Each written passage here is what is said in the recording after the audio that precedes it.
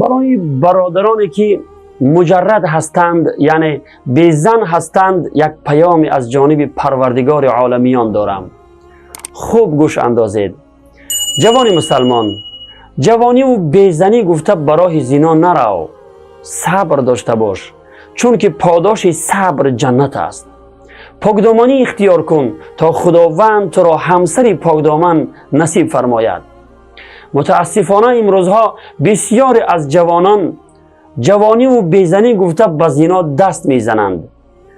آنها از جهت کمبودی های زندگی فکر میکنند که به این قریبی ها زن گرفته نمیتوانند و خود را تسلی داده میگویند که بعد توبه کرده از گناه باز میگردم. پناه به خداوند.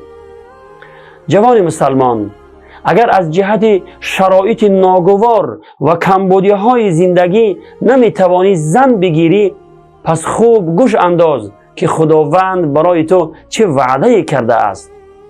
خداوند در سوره نور می فرماید: استعیذ بالله ولیستعفف الذین لا یجدون نکاحا حتی یغنیهم الله من فضله. یعنی و کسانی که اسباب و امکانات ازدواج نمی یابند، یعنی از جهت کمبودی های زندگی نمی توانند زن بگیرند، باید پاکدامنی پیشه کنند تا خداوند آنان را از فضل خود بی‌نیاز گرداند. صدق الله العظیم.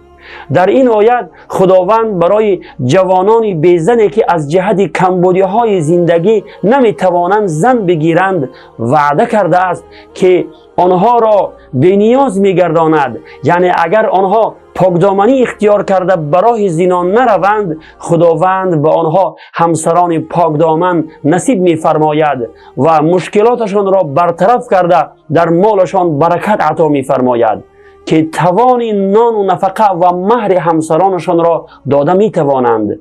پس ای جوان مسلمان، صبر داشته باش و انتظار وعده خداوند باش.